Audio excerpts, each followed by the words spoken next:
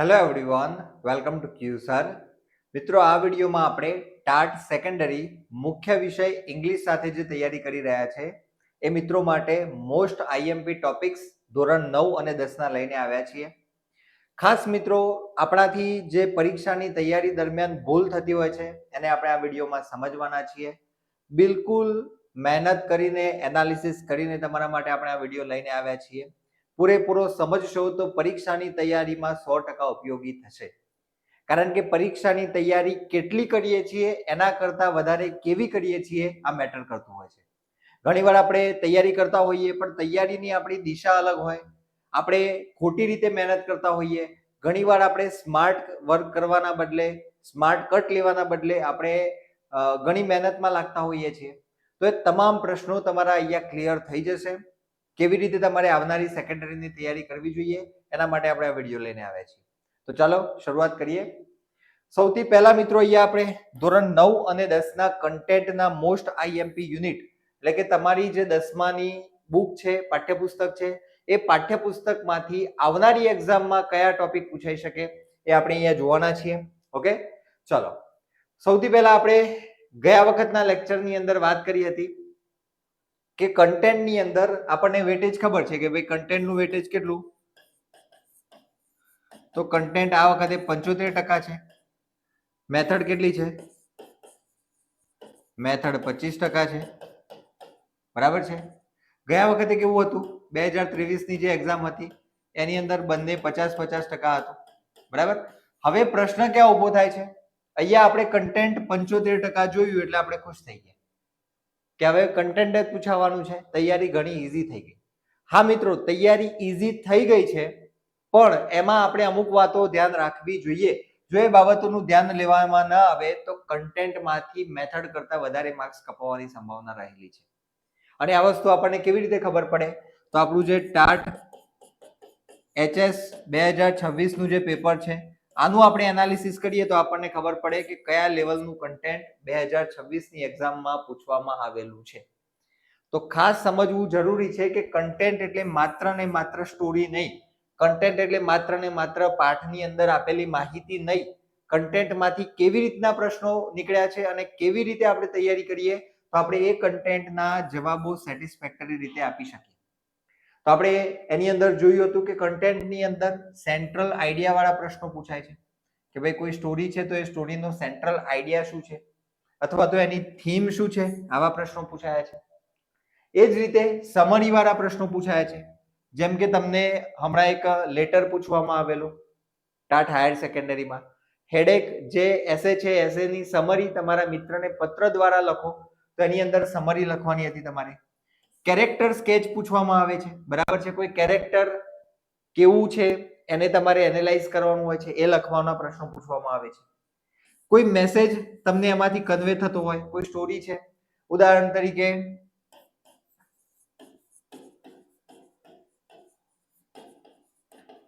The journey of my life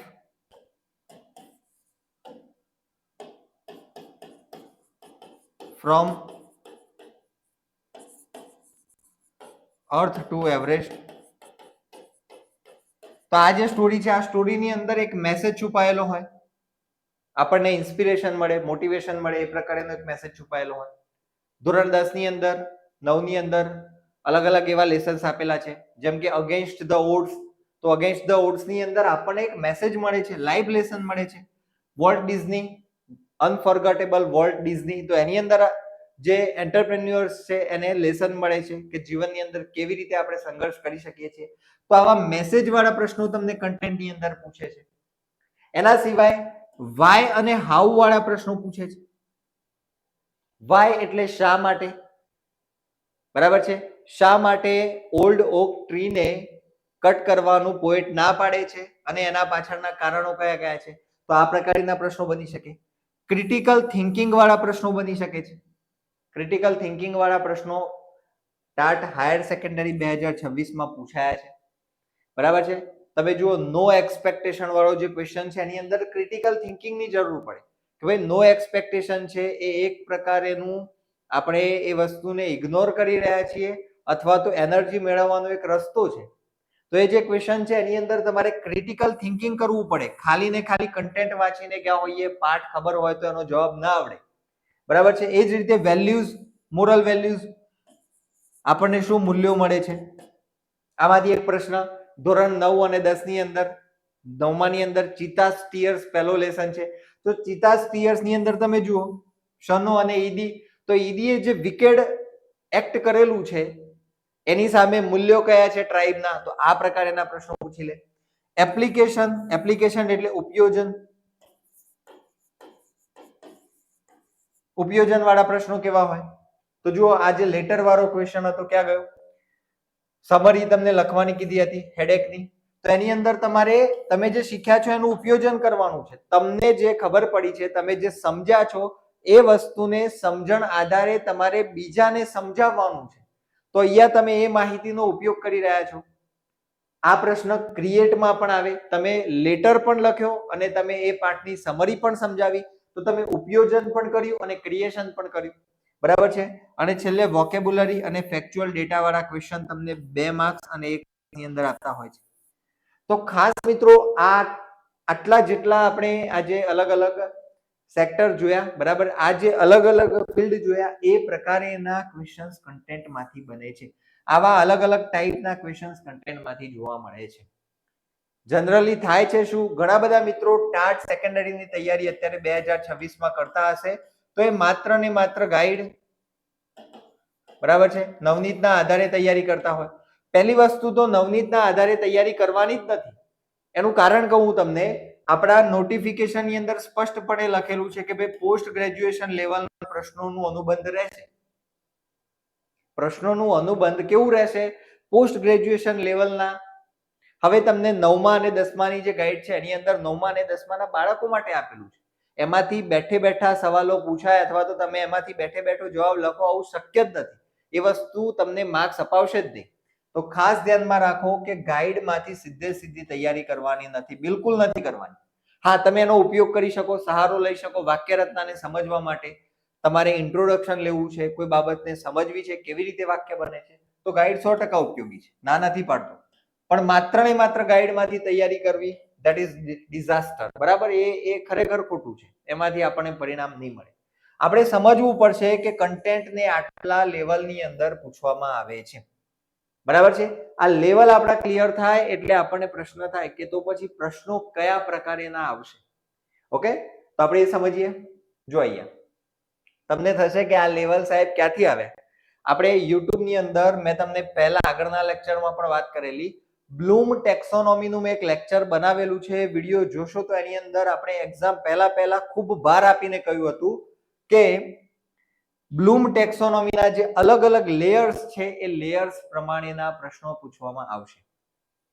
higher order thinking skill develop તમારે બાળકોમાં કરવાનું છે, તો તમારામાં તો higher order thinking skill develop થયેલો હોવું જોઈએ ને.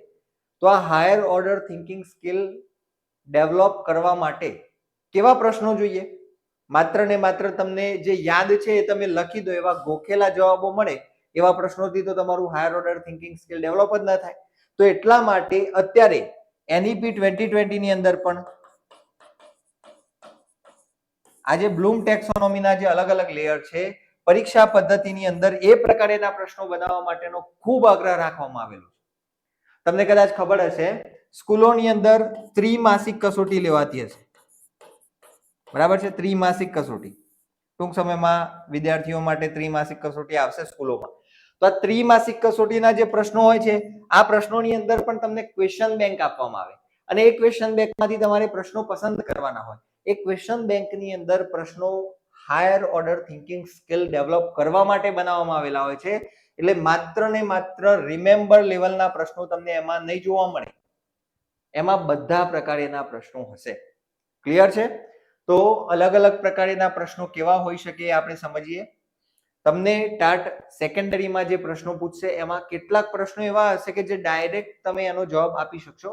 એ તમારા યુનિટના આધારે હશે, ડાયરેક્ટ તમારું જે ટેક્સ્ટ છે એના આધારે તમને આપેલા હશે, તમે વાંચેલું હશે એ પ્રકારે તમે એનો જવાબ આપી શકશો. તો એ રિમેમ્બર લેવલના ક્વેશ્ચન કહેવાય. આની અંદર તમે જે યાદ કર્યું છે, તમે જે ગોખેલું છે એનો સીધો તમે જવાબ આપી શકો. મોટા ભાગે આવા પ્રશ્નો તમને 2 માર્ક્સ અને 1 માર્ક્સની અંદર જોવા મળશે. જેમ કે અહીંયા હાયર સેકન્ડરીમાં પૂછાયેલો according to doctor Kamle what was Nana suffering from, શેનાથી પીડાતા હતા? તો જવાબ આવશે જે બીમારીનું નામ હોય. બરાબર છે? તો આ રિમેમ્બરિંગ લેવલ થયું.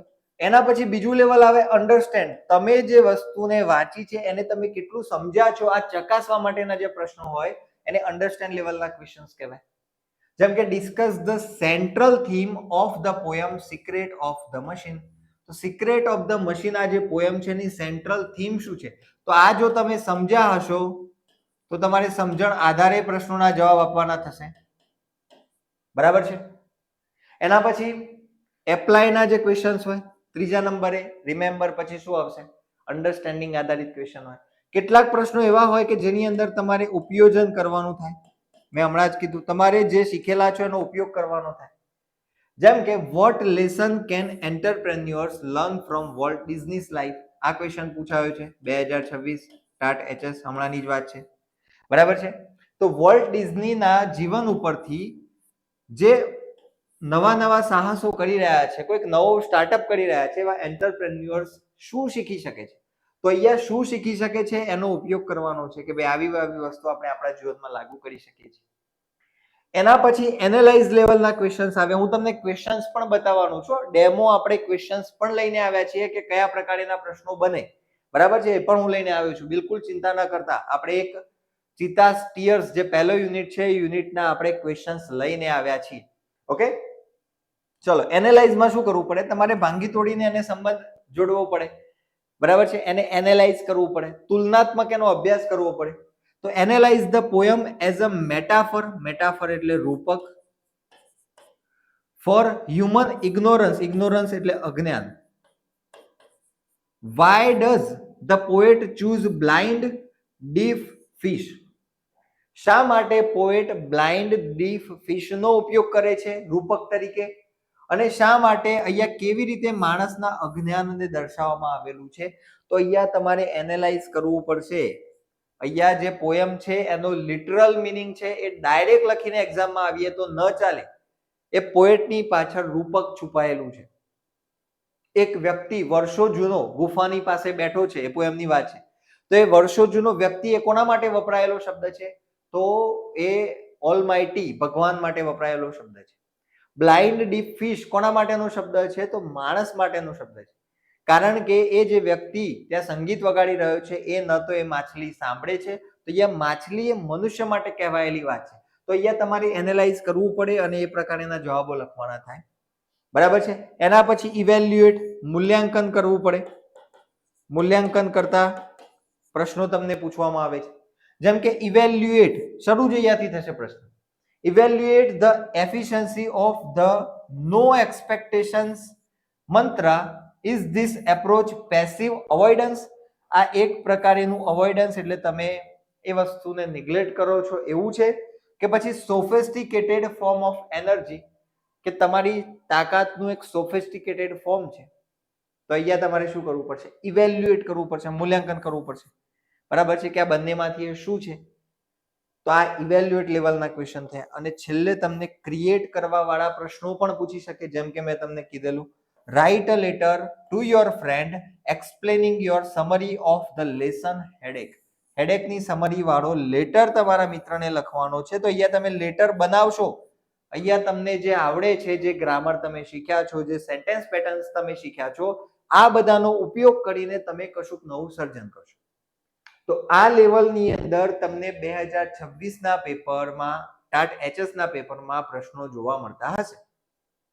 એટલે બિલકુલ મગજમાં એવી વાતો હોય કે ભાઈ 75% હવે તો કન્ટેન્ટ છે એટલે આપણે જંગ જીતી ગયા. 75% ની અંદર તો શું કરવાનું છે? ચોપડી જ વાંચવાની છે. બે ચોપડી વચ્ચેનું જ આવવાનું છે નહીં. આવવાનું છે બે ચોપડીની વચ્ચેથી જ, પણ એનો પ્રશ્નનો જવાબ બે ચોપડીની વચ્ચેથી જ નથી મળવાનો. એના માટે તમારે આ બધી બાબતોને ધ્યાનમાં રાખવાની થશે. ચલો, ક્લિયર છે? આગળ વધીએ હવે. તો કન્ટેન્ટ માટેની હવેની તૈયારી કેવી રીતે કરાય? મેં તમને આગળના લેક્ચરમાં પણ આ આખો ચાર્ટ સમજાવેલો છે. બહુ ડિટેલમાં આપણે નહીં જઈએ, મોટી વાત કરી લઈએ. ફેક્ચ્યુઅલ ડેટા પહેલો તૈયાર કરવાનો, કારણ કે 2 થી 1 માર્ક્સની અંદર એના પ્રશ્નો પૂછાવાના છે. બરાબર છે. 2 કે 1 માર્કના જે ક્વેશ્ચન્સ હોય એ ફેક્ચ્યુઅલ ડેટા આધારિત હોય. વોટ, હુ, વેન, વેર, કોઈ ઘટના બની છે, ક્યારે બની છે, બરાબર છે, કોણ કેરેક્ટર છે, શું સમય હતો. તો આવી બધી વાતો જે ફેક્ચ્યુઅલ ડેટા છે એ તમારે ખાસ તૈયાર કરવાનો. માની લો કે તમે કોઈ યુનિટ 10 વાંચતા હોય તો યુનિટ 10 ની અંદર તમારે શું ધ્યાનમાં રાખવાનું? ફેક્ચ્યુઅલ ડેટા કેટલો છે આને પહેલા અલગ કરી લેવાનો. કારણ કે તમારો જે 22 માર્ક્સનો 2 માર્ક વાળા પ્રશ્નોનો પોર્શન છે પ્લસ 15 માર્ક્સ તમારો ફેક્ચ્યુઅલ ડેટા આધારિત જે ઓબ્જેક્ટિવ ક્વેશ્ચન્સ છે, આમ કરીને ટોટલ 37 માર્ક્સ આપણને ત્યાંથી મળવાના છે. એટલે આ જે ડેટા છે બધા પાર્ટનો રેડી હોવો જોઈએ. મારા મત મુજબ તમે 5 માર્કના 4 માર્કના ક્વેશ્ચન કરો એના પહેલા તમારે આ કરવું જોઈએ. એનું કારણ કહું તમને હું. તમે ગમે તેટલો સારો ક્વેશ્ચનનો આન્સર લખી લેશો પણ 5 માર્કનો હશે તો એની અંદર તમને વધારેમાં વધારે 3 અથવા 4 મળશે. તમે થોડીક એમાં ઓછી તૈયારી કરી હશે તો પણ તમે 3 સુધી તો જશો જ. એવું નથી કે એમાં તમને બિલકુલ માર્ક્સ નહીં મળે. પણ જો તમે આ જે ફેક્ચ્યુઅલ ડેટા વાળા ક્વેશ્ચન છે આની અંદર ખાલી જગ્યા આપી છે, ખાલી જગ્યામાં તમે જવાબ ખોટો લખ્યો તો એ ખોટો જ પડવાનો. એમાં એવું નહીં કે થોડું ઘણું લખ્યું છે તો અડધો માર્ક્સ મળી જાય, એવું નહીં થાય. એટલે આ જે છે ફેક્ચ્યુઅલ ડેટા એની અંદર માર્ક્સ મળે તો ખૂબ સારા મળે, અને જો એની અંદર તમે ખોટા લખો તો એમાં માર્ક્સ તદ્દન ન મળે. એટલે આ માટે હું તમને ખાસ આગ્રહપૂર્વક કહીશ કે આ જે 37 માર્ક્સનો વિભાગ છે આની તૈયારી ખાસ કરજો અને પહેલી કરજો. ઓકે, એની અંદર શું શું આવે આ બધું અહીંયા આપણે આપેલું છે. આ ચાર્ટ જે છે, આ પીપીટી છે, આપણે આપણી એપ્લિકેશનની અંદર ફ્રીમાં મુકાવી દઈશું. જે પણ મિત્રોએ આ સમજવું હોય, ડાઉનલોડ કરીને જોવું હોય એ આપણી ક્યુસર એપ્લિકેશન ડાઉનલોડ કરી લેશું. એની અંદર આપણે ફ્રી મટીરિયલમાં, ફ્રી પીડીએફમાં આપણે મુકાવી દઈશું. બરાબર છે. એના પછી કોર આઈડિયા સમજવો પડશે. કોર આઈડિયામાં શું આવે તો ખરેખર આ જે લેસન છે એ શેના માટે છે, આ લેસન લખવા પાછળનો હેતુ શું છે, અહીંયા આપેલું છે. સેન્ટ્રલ આઈડિયા હોય, મેઇન થીમ હોય, મેઇન મેસેજ હોય, તો આને લગતા પ્રશ્નો પૂછાય છે. What is the central idea of this lesson? તો આ પ્રકારના ક્વેશ્ચન્સ આપણને જોવા મળે ને, તો એ કોર આઈડિયાના ક્વેશ્ચન્સ છે. તો જ્યારે પણ તમે કોઈ પાઠ વાંચો છો, માની લો કે આપણે અહીંયા યુનિટ 10 નું જ એક્ઝામ્પલ લઈએ, તમે એમાંથી ફેક્ચ્યુઅલ ડેટા તૈયાર કરી લીધો. હવે શું કરવાનું? એની જે મેઇન થીમ છે એ મેઇન થીમના જે કીવર્ડ્સ હોય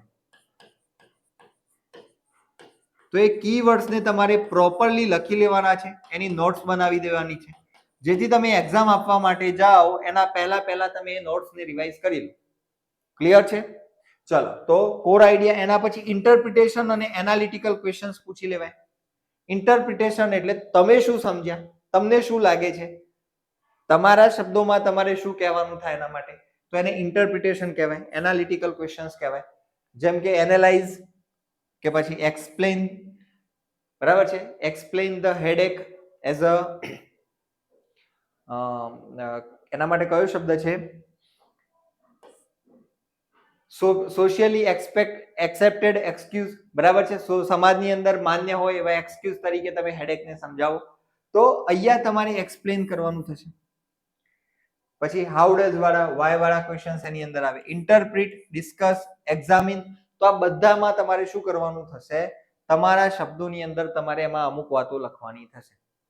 તૈયાર કર્યું છે, યાદ કર્યું છે, એ તો એની અંદર આવશે જ, પણ તમારે એમાં તમારા વિચારો પણ લખવાના થશે. એના પછી એપ્લિકેશન. તો એપ્લિકેશન વાળા ક્વેશ્ચન્સ આપણે આગળ જોઈ ગયા છીએ. બરાબર છે. આપણે હમણાં અહીંયા વાત કરી એપ્લિકેશનની અંદર, એપ્લાયમાં. તો આ જે છે વોટ લેસન કેન એન્ટરપ્રેન્યોર્સ, તો આ પ્રકારના જે ક્વેશ્ચન્સ છે એ તમને એમાં આપી દે. બરાબર છે. What can we learn, how can this be applied, what lesson can blank learn, how is it relevant today. આજના સમયની અંદર ઓટોફેબ ટેકનોલોજી કેટલી ઉપયોગી છે. પેલો જે ધ હ્યુમન રોબોટ લેસન આવે છે તમારું, તો એમાંથી પ્રશ્ન બની જાય કે આજે જે રોબોટિક ટેકનોલોજી છે એ ટેકનોલોજી માણસના જીવનની અંદર કેટલો ફેરફાર લાવી શકે છે અને નીતિમત્તાના મૂલ્યો પર એની શું અસર છે. આ પ્રકારના ક્વેશ્ચન્સ પણ બની શકે. બરાબર છે. તો એ તમારો એપ્લિકેશનનો પોર્શન થયો. અને લેંગ્વેજ ટ્રાન્સફોર્મેશનમાં શું હોય તો સિનોનિમ હોય, એન્ટોનિમ હોય. ટૂંકમાં અહીંયા ગ્રામેટિકલ પાર્ટ હોય, એક ગ્રામરનો પોર્શન હોય, એટલે મોટા ભાગે આ 2 માર્ક્સ અને 1 માર્ક્સની અંદર આવે. એના સિવાય અહીંયા ઘણીવાર તમને ક્વેશ્ચન્સ ટ્વિસ્ટ કરીને પૂછી લેવામાં આવે છે. એવા શબ્દોમાં પૂછવામાં આવે કે તમે તૈયારી કરી હોય પણ તમને ના આવડે. બરાબર છે. તો બની શકે કે એ પ્રકારના ક્વેશ્ચન લેંગ્વેજ ટ્રાન્સફોર્મેશનમાં તમે જુઓ. તો ગભરાવાની બિલકુલ જરૂર નથી.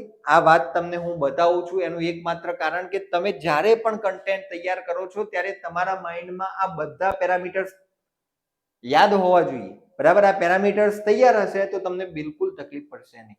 ઓકે, ચલો એના આધારે હવે આપણે ક્વેશ્ચન્સ પણ લઈને આવ્યા છીએ કે કેવા પ્રકારના પ્રશ્નો પૂછાય. જો અહીંયા ચિત્તા સ્ટીયર્સ, તો આ ચિત્તા સ્ટીયર્સ તમારો ધોરણ 9 નો જે પહેલો યુનિટ છે એમાંથી અન્ડરસ્ટેન્ડિંગ, સમજણ અને એનાલાઇઝિંગ, આના આધારે ક્વેશ્ચન બનાવવો હોય તો કેવો પ્રશ્ન બને જુઓ. Describe the character of ED, analyze how his lazy attitude and selfish thoughts motivated him to commit a crime against nature. જો તમે જોશો તો પણ તમને એવું લાગશે કે આ ક્વેશ્ચન એક્ઝામની અંદર બેઠે બેઠો મૂકવો હોય તો મૂકી શકાય. કેમ? કારણ કે માત્ર ને માત્ર અહીંયા ઈડી નું કેરેક્ટર નથી પૂછ્યું. ઈડી નું કેરેક્ટર તો તમારે લખવાનું જ છે, પણ સાથે સાથે એનો જે લેઝી એટીટ્યુડ છે અને સેલ્ફિશ થોટ્સ છે એનાથી એ વિકેડ એક્ટ કરવા માટે કેવી રીતે મોટિવેટ થયો એ પણ તમારે આની અંદર સમજાવવાનું છે. તો આ ક્વેશ્ચન પરીક્ષાની અંદર પૂછાવા લાયક છે. એ જ રીતે explain the significance of Shano's wisdom.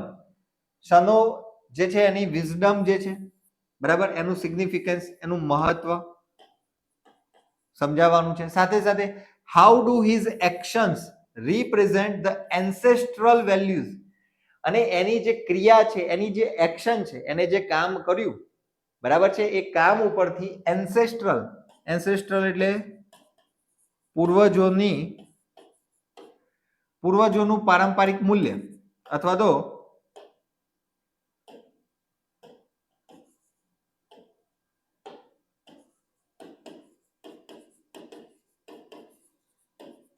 પારંપરિક મૂલ્યો, એટલે કે આપણા પૂર્વજોએ જે મૂલ્યો, એમની જે ટ્રાઇબ છે, ટ્રાઇબના જે મૂલ્યો છે and tribal rules of the Zulu community, Zulu કમ્યુનિટીના જે પૂર્વજોએ જે નિયમો બનાવ્યા છે, એમના કેટલાક જે મૂલ્યો છે, એની ટ્રાઇબના જે રૂલ્સ છે એ રૂલ્સ માટે કેવી રીતે એની એક્શન્સ રિપ્રેઝન્ટ કરે છે.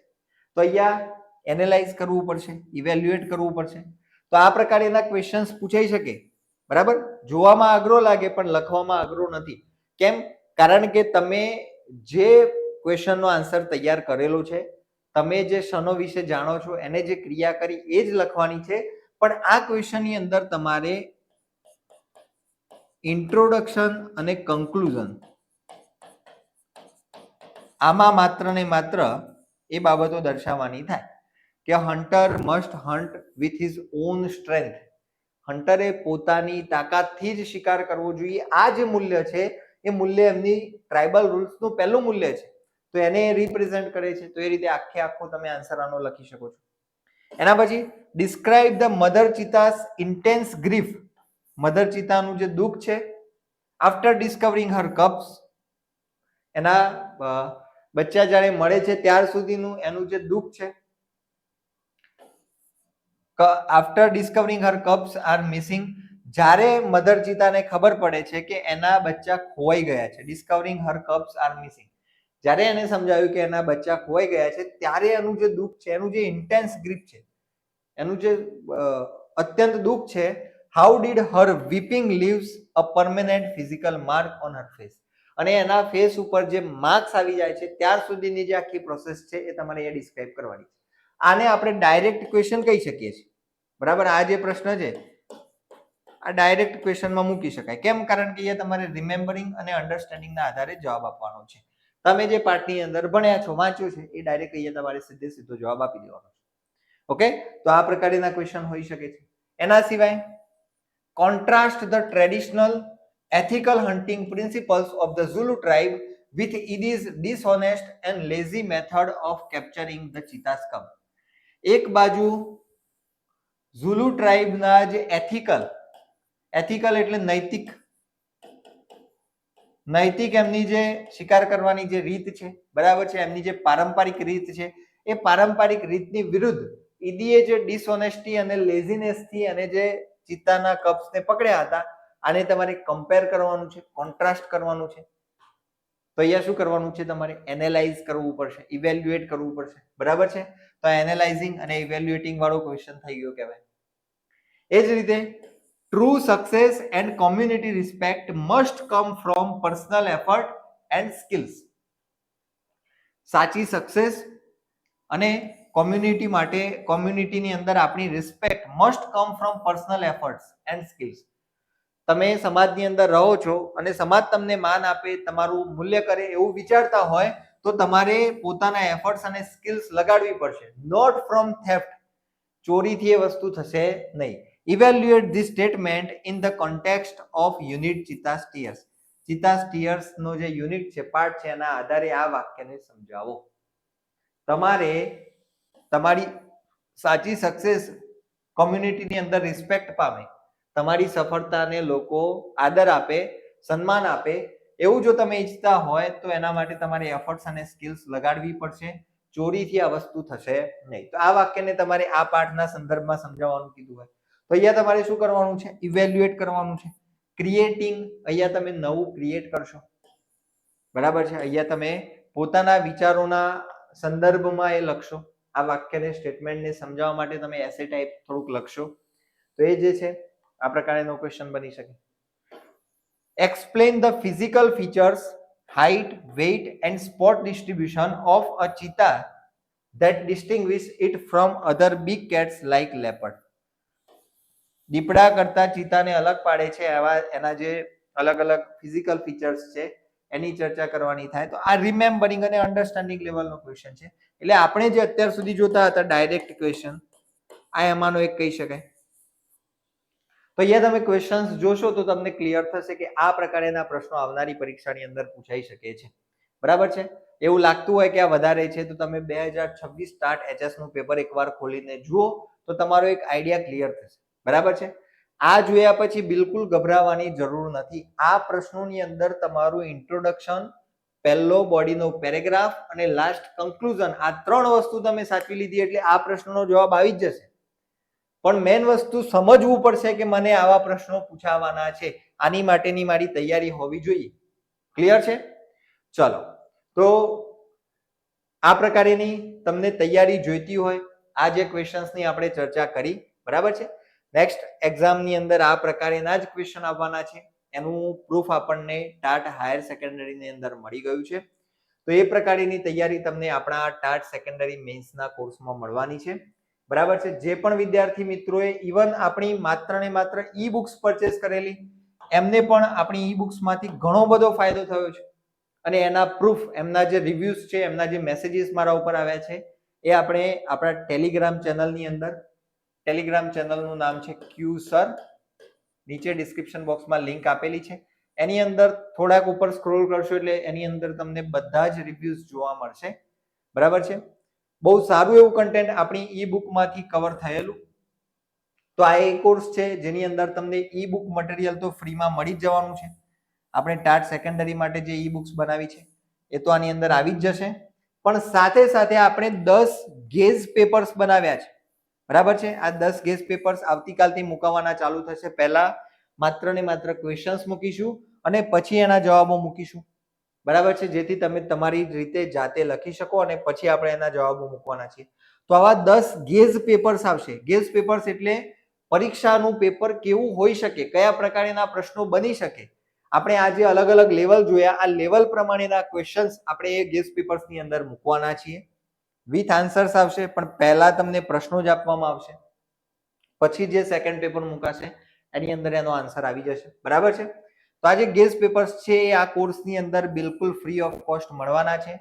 ખાસ ધ્યાનમાં લો મિત્રો, આજે ઓફરનો છેલ્લો દિવસ છે. આ ઓફર 15 ઓગસ્ટ રાત્રે 12 વાગ્યા સુધી, રાત્રે 12 વાગ્યા સુધી જ વેલિડ રહેવાની છે. આપણી ચેનલનું નામ છે, આપણી એપ્લિકેશનનું નામ છે QSir, QSIR. તો આ QSir એપ્લિકેશન ડાઉનલોડ કરી લો.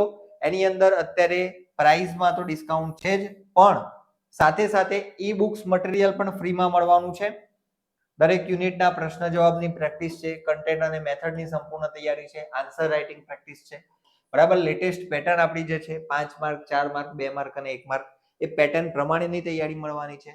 તમે માત્ર ને માત્ર વ્યવસ્થિત ઈ બુક્સ કરીને જશો આમાંથી તો પણ તમને ઘણો બધો ફાયદો થવાનો છે. અને સાથે સાથે આની અંદર તમને 10 ગેસ પેપર્સ પણ મળવાના છે. ઓકે, તો ખાસ જે પણ મિત્રો આ કોર્સ પરચેસ કરવા ઈચ્છતા હોય આપણી ક્યુસર એપ્લિકેશન પ્લે સ્ટોરમાંથી જઈને ડાઉનલોડ કરો, અથવા આ વિડીયોના નીચે ડિસ્ક્રિપ્શન બોક્સમાં પણ તમને એની લિંક આપેલી છે, ત્યાંથી તમે એને ડાઉનલોડ કરી શકો છો. ઓકે, ચલો. એ જ રીતે અહીંયા ઈ બુકની અંદર પણ તમને ટાટ સેકન્ડરી માટેની ઈ બુક્સ જોવા મળશે.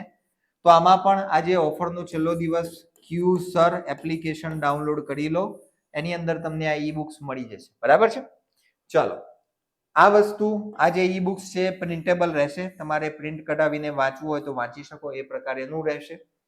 આગળ વધીશું.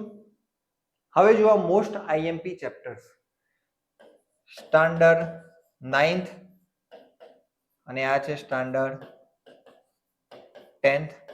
આમ તો ઇન્ડેક્સ જોઈએ તો પણ આપણે ઘણા બધા એવા લેસન જોવા મળે કે જે મોસ્ટ આઈએમપી હોય. ઉદાહરણ તરીકે સમજો તમે, અહીંયા અગેન્સ્ટ ધ ઓડ્સ આપેલું છે, તો આ અગેન્સ્ટ ધ ઓડ્સ કોના જેવો પાર્ટ છે? The journey of my life from earth two Everest એના જેવો છે.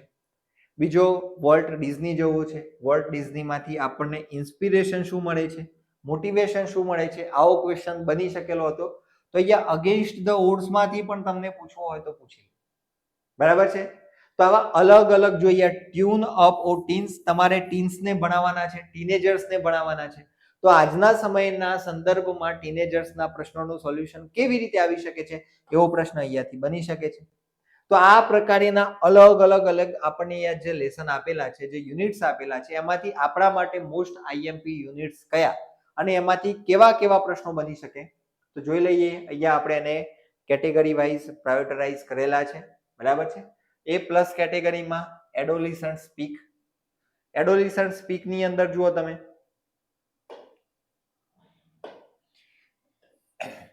એડોલિસન્ટ સ્પીકમાં અહીંયા તમને ટીનેજર્સની જે લાઈફ છે એમના જે પ્રશ્નો છે એ આપેલા છે. એટલા માટે અહીંયા સાંપ્રત સમયની જે સમસ્યાઓ છે, અત્યારે તમે જુઓ ટીનેજર્સ માટે ઘણી બધી સમસ્યાઓ રહેલી છે, અને તમે શિક્ષણના મેગેઝિન વાંચતા હશો તો એમાં પણ દરેક વખતે એકાદો લેખ એવો આવે છે કે જે આ ઉંમરના બાળકો સાથે કેવી રીતે શિક્ષણમાં કામ કરવું, કેવી રીતે એમની મનોદશાને સમજવી, કેવી રીતે એમના પ્રશ્નોનું નિરાકરણ લાવવું, એના માટે પૂછાતા હોય છે. તો આ જે ટોપિક છે આ મોસ્ટ આઈએમપી થઈ જાય, કારણ કે તમારે આ ઉંમરના બાળકો સાથે કામ કરવાનું છે. તો આને આપણે એ પ્લસમાં મૂકીએ. બરાબર છે? અહીંયાથી વ્યૂ પોઈન્ટ, વેલ્યુઝ, એનાલિટિકલ પ્રશ્નો પૂછાય એવી શક્યતા ખરી. ઓકે, બીજો એક છે અહીંયા ટ્યુન અપ ઓ ટીન્સ, અહીંયા આપણે બી માં મૂકી દીધું છે, આને આપણે એ પ્લસમાં લઈ લઈશું. બરાબર છે? મને યાદ હતું એટલે પછી આપણે આને, બરાબર છે, અહીંયા આપણે ટાઈપિંગમાં નથી સુધાર્યું પણ હું અહીંયા દોડીને તમને એનોટેશનથી સમજાવી દઉં છું. બરાબર છે? ચલો, એના પછી ઇકોલોજી ફોર પીસ. આજના સમયની અંદર શાંતિ માટે ઘણા બધા પ્રયત્નો થઈ રહ્યા છે. વર્લ્ડ પીસ કોન્ફરન્સીસ થઈ રહેલી છે. અત્યારે તમે જુઓ, માણસ સ્ટ્રેસફુલ લાઈફ જીવી રહ્યો છે, મોબાઈલનું ડિસ્ટ્રેક્શન છે, બીજું ઘણું બધું છે. એવા સમયની અંદર કઈ જગ્યાએ શાંતિ મળે, કેવી રીતે જીવન જીવીએ તો શાંતિ મળે, એ આ લેસનની અંદર આપેલું છે. એટલે અહીંયા થીમને લગતા, વેલ્યુઝને લગતા, કન્ટેમ્પરરી રેલેવન્સ એટલે કે અત્યારે સાંપ્રત સમયમાં આની જરૂરિયાત કેટલી છે, આનો ઉપયોગ કરીને કેવી રીતે શાંતિ મળી શકે છે માણસને, તો આ પ્રકારના પ્રશ્નો પૂછાઈ શકે છે. પછી a day in the life of N Indian fighter pilot. અહીંયા તમને ઇવેન્ટ્સ, કેરેક્ટર્સ, એક્સપિરિયન્સ, વેલ્યુઝ અને એપ્લિકેશનના ક્વેશ્ચન્સ પૂછાય. 2 માર્ક્સ અને 1 માર્ક્સમાં પૂછવાની સંભાવના વધારે છે અહીંયાથી ક્વેશ્ચન. મોહન એન્ડ હિઝ વિના, તો અહીંયા કેરેક્ટર સ્કેચ પૂછી લેવામાં આવે, અચીવમેન્ટ પૂછવામાં આવે, સ્ટ્રગલ, મેસેજ અને ઇન્ટરપ્રિટેશન. અહીંયાથી પણ 2 માર્ક્સ અને 1 માર્ક્સના પ્રશ્નો આવે એવી વધારે સંભાવના રહેલી છે. પછી the night train at Deoli, તો અહીંયા થીમ, કેરેક્ટર, ઇન્સિડન્ટ, ઇન્ટરપ્રિટેશન અને એન્ડિંગ. બરાબર, આને લગતા પણ ક્વેશ્ચન્સ બની શકે છે નાઇટ ટ્રેન એટ દેઓલીમાંથી. પછી માય સોંગ, આ જે છે આ માય સોંગમાંથી ઘણા બધા ક્વેશ્ચન્સ બને એવી સંભાવના છે, કારણ કે આ ગીત એ પ્રકારેનું છે. બરાબર છે? અનકન્ડિશનલ લવની વાત કરેલી છે અહીંયા.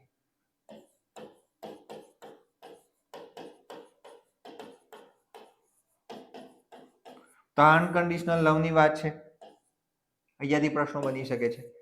ગ્રોઈંગ માંથી ક્વેશ્ચન્સ બની શકે છે, કારણ કે આ પણ એક પ્રકારે તમે જુઓ આ પ્રકારનો ટોપિક છે.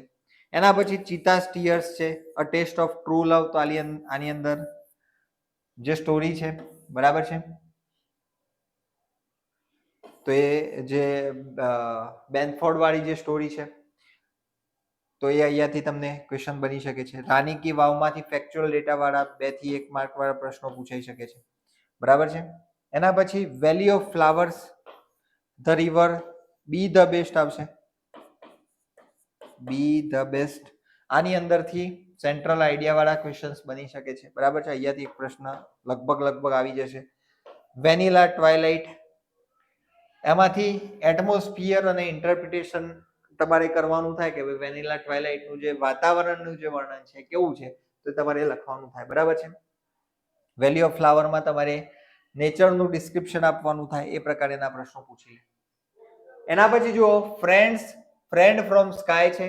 હવે મારા મતે અહીંયા ભલે બી પ્લસ છે પણ આ થોડોક ઓછો, અને આપણે બી કેટેગરીમાં મૂકી દઈશું, કારણ કે અહીંયાથી તમને માત્ર ને માત્ર કેરેક્ટર અથવા ઇવેન્ટને લગતા પ્રશ્નો પૂછાય, પણ એની સંભાવના ઘણી ઓછી રહેલી છે. બરાબર છે. ચલો એના પછીનો ટોપિક છે, અહીંયા બી પ્લસ નહીં આવે, અહીંયા આને આપણે એ પ્લસમાં મૂકીશું, કોલ ઓફ ધ હિલ્સ, કારણ કે અહીંયા ફ્રીડમની ચર્ચા કરવામાં આવેલી છે. ઓકે, ફ્રીડમના મૂલ્યની વાત કરવામાં આવેલી છે. ખૂબ મહત્વનો અને ખૂબ સરસ મજાનો પાઠ છે. પાછી આજે 15 ઓગસ્ટ છે, બધાને 15 ઓગસ્ટની ખૂબ ખૂબ શુભકામનાઓ.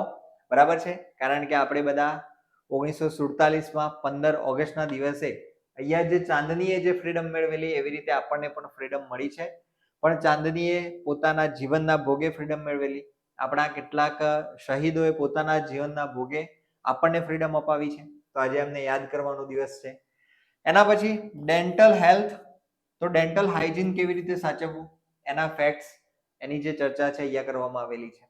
પ્લેઇંગ વિથ ફાયર્સમાં પ્રોસેસ કેવી રીતે ફટાકડા બને છે એની સિક્વન્સ છે, અને ફેક્ચ્યુઅલ કન્ટેન્ટ છે. અહીંયાથી 2 માર્ક્સ 1 માર્ક્સના પ્રશ્નો પણ બની શકે છે. બરાબર છે. એના પછી અ વન્ડરફુલ ક્રિએશન, અહીંયા માતાની જે વાત કરવામાં આવેલી છે, આને પણ આપણે એ કેટેગરીમાં મૂકી શકીએ છીએ. બરાબર છે. આ પણ એ કેટેગરીમાં આવશે. An interview with Arun Krishnamurthy, Arun Krishnamurthy સાથે ઇન્ટરવ્યુ, અહીંયા પણ ઇન્ટરવ્યુ છે એટલા માટે અહીંયાથી લેટર કે એવું કશું લખવાનું તમને કહી શકે. બરાબર છે. એના પછી અવર ફીધર ફ્રેન્ડ્સ, પક્ષીઓની ફેક્ચ્યુઅલ માહિતી આપેલી છે એટલે અહીંયાથી તમને 2 માર્ક 1 માર્કના પ્રશ્નો પૂછી લે. બરાબર છે. એના પછી આઈ લવ યુ ટીચર, તો હેલેન કેલરનું જીવન અહીંયા આપેલું છે, આ પણ પોઈન્ટ એ માં આવી શકે છે. બરાબર છે. હેલેન કેલર માટેની માહિતી તમને અહીંયાથી પૂછી લે. કચ્છ અને દેવ્યાની સ્ટોરી બેઝ છે એટલે આમાંથી તમને બહુ પ્રશ્નો પૂછાય પણ સંભાવના ઓછી છે, 5 માર્ક 4 માર્કની.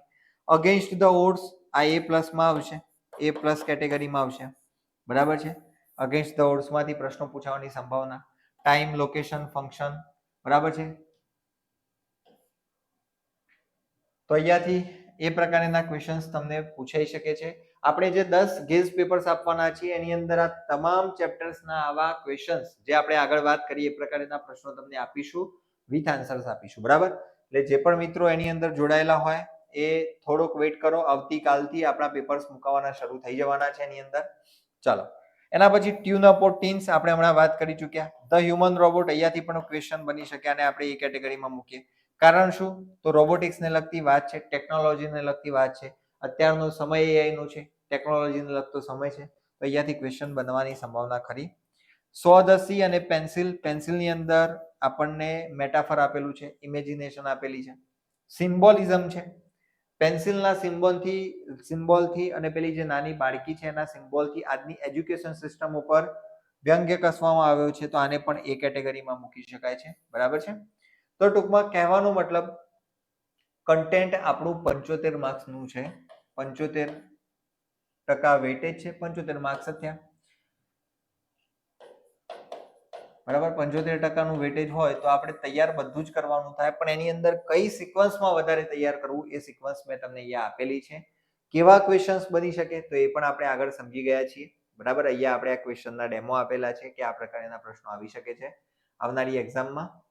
તો જે પણ મિત્રો તૈયારી કરતા હોય ખાસ એ વસ્તુને સમજો. મેથડમાં શું તૈયાર કરવું આપણે તમને એનો આ એક બ્લુપ્રિન્ટ જેવું આપેલું છે. સૌથી પહેલા મેથડની અંદર ડેફિનેશન ક્લિયર કરી લેવાની. કોઈ પણ વાત છે જેમ કે જીટીએમ, ગ્રામર ટ્રાન્સલેશન મેથડ, તો એની ડેફિનેશન હોય, એના વિશેની જે માહિતી છે કોને આપીએ, મેઇન એમ એ આપી શા માટે ડેવલપ કરવામાં આવી એ મેથડ, પ્રિન્સિપલ્સ એના સિદ્ધાંતો શું છે તો એની અંદર ગ્રામરથી ટ્રાન્સલેશનથી લેંગ્વેજ શીખવાડવામાં આવે છે. ટીચરનો રોલ શું છે એની અંદર તો ટીચર એક્ટિવ હોય છે, લર્નર પેસિવ હોય છે. અહીંયા લર્નરનો રોલ હોય છે. લર્નર શું કરે છે તો ટીચર જે ગ્રામર શીખવાડે, જે ટ્રાન્સલેશન શીખવાડે એને સાંભળે છે અને એ પ્રમાણે શીખે છે. ક્લાસરૂમ પ્રોસિજર, ક્લાસરૂમ કેવી રીતે ચાલે છે આ મેથડથી, બરાબર છે. તો ટીચર વન વે કોમ્યુનિકેશન કરતા હોય છે એનાથી, તો એ વાતો એની અંદર લખવાની થાય. એક્ટિવિટીઝ કઈ કઈ છે જેમાંથી જીટીએમ શીખવાડવા માટે કઈ કઈ એક્ટિવિટીઝનો ઉપયોગ થાય. લેંગ્વેજ અને ગ્રામર શીખવાડવા માટે બેમાંથી શેના માટે એ ઉપયોગી થાય છે તો ગ્રામર શીખવાડવા માટે અને ભાષાના પણ કેટલાક તત્વો શીખવાડવા માટે જીટીએમ નો ઉપયોગ થાય છે. સ્કિલ્સ, કઈ સ્કિલ્સ ઉપર કામ કરે છે એલએસઆરડબલ્યુ માંથી તો તમે જો રીડિંગ અને રાઇટિંગ આવડે છે પણ સ્પીકિંગ અને લિસનિંગ વધારે પાવરફુલ થતું નથી. મેરિટ્સ, એના ફાયદા અને યા લિમિટેશન્સ અથવા તો ડીમેરિટ્સ, ગેરફાયદાઓ કયા કયા છે તો એ તમારે લખવાના થાય 3-4 એક્ઝામ્પલ આપવાનું એકાદું અને કમ્પેરિઝન કરી લેવાની કોઈ બીજી એક મેથડ સાથે, ડાયરેક્ટ મેથડ હોય કે એની સાથે. તો આવી રીતે તમે મેથડ તૈયાર કરશો તો તમને ખૂબ ઉપયોગી થશે. અહીંયા જુઓ તમે આ પ્રમાણે લાઈનો લખતા જશો તો આરામથી તમારો જવાબ થઈ જશે. આપણને જે લિમિટ આપેલી છે 150 થી લઈને 180 શબ્દોની, એની અંદર એકદમ સેટિસ્ફેક્ટરી આન્સર તમારો આ પ્રમાણેના વેમાં થઈ જાય. ઓકે, તો મેથડ ની અંદર આ એક બ્લુપ્રિન્ટ જેવું તમારે યાદ રાખવાનું છે. જે પણ વસ્તુ તૈયાર કરો છો એની અંદર આટલા મુદ્દા લખવાના થાય. માની લો કે તમને પ્રશ્ન પૂછ્યો છે ડાયરેક્ટ મેથડનો અથવા તો કોઈ એપ્રોચને લગતો ક્વેશ્ચન પૂછાયો છે તો એની અંદર પહેલો પોઈન્ટ કયો હશે? મુદ્દો, ડેફિનેશન. બીજો મેઇન એમ શા માટે આપ્યું, પ્રિન્સિપલ શું છે, ટીચરનો અને લર્નરનો રોલ શું છે. તો આ વેમાં તમે લખતા જશો એટલે માઇન્ડ બ્લેન્ક નહીં થાય. આ વસ્તુને ગોખી લો. અત્યારે તમારે યાદ કરવું હોય તો આ વસ્તુઓને યાદ કરવી. આ જેટલા પણ પોઈન્ટ્સ છે આ પોઈન્ટ્સ પ્રમાણે તમે ચાલશો તો મેથડની અંદર તમારું માઇન્ડ બિલકુલ બ્લેન્ક થશે નહીં. ઓકે, તો આ વસ્તુનું ખાસ ધ્યાન રાખવાનું છે, બરાબર છે. ચલો, અહીંયા મિત્રો મેં તમને ઓફરની માહિતી આપી. QSir આપણી એપ્લિકેશનનું નામ છે. જે પણ મિત્રો કદાચ ડાઉનલોડ ન કરી હોય તો QSIR પ્લે સ્ટોરમાં જઈને આપણી આ એપ્લિકેશન ડાઉનલોડ કરી લો. 15 ઓગસ્ટ આજે ઓફરનો છેલ્લો દિવસ છે, રાત્રે 12 વાગ્યા સુધી, બરાબર છે. રાત્રે 12 વાગ્યા સુધી આ ઓફર ચાલુ રહેવાની છે. 10 ગેઝ પેપર્સમાં ક્વેશ્ચન્સ કેવા હશે તો આ જે સિસ્ટમ આપણે તમને મેં બતાવી આ સિસ્ટમ પ્રમાણેના ક્વેશ્ચન્સ તમને એની અંદર આપેલા હશે. ક્લિયર છે? તો એ પ્રમાણેના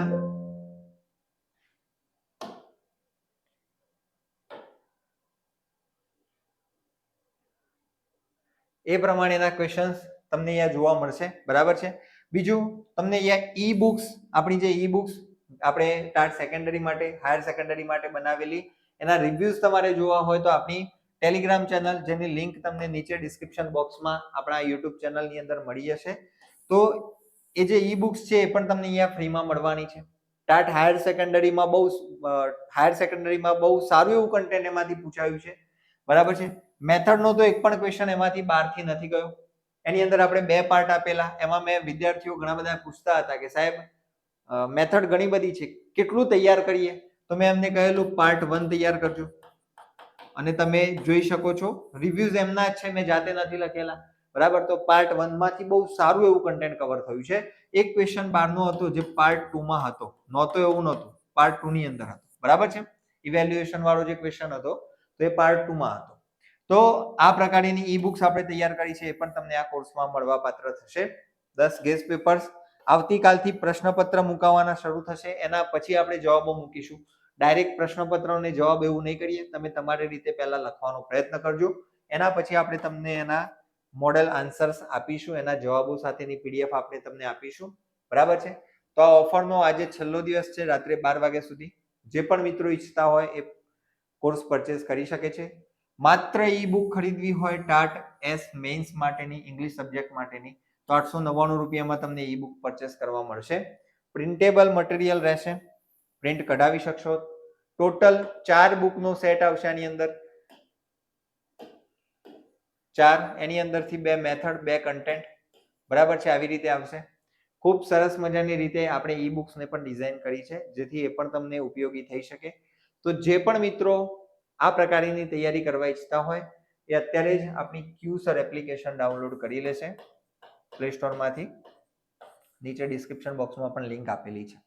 ઓકે, તો ખાસ મિત્રો ધ્યાનમાં લો, કન્ટેન્ટ 75% વેઇટેજ ધરાવે છે, પણ કન્ટેન્ટ હવે પહેલા જેવું 2023 જેવું ડાયરેક્ટ પાઠમાંથી કે ગાઈડમાંથી જવાબ મળી જાય એ પ્રકારેનું કન્ટેન્ટ આવશે નહીં.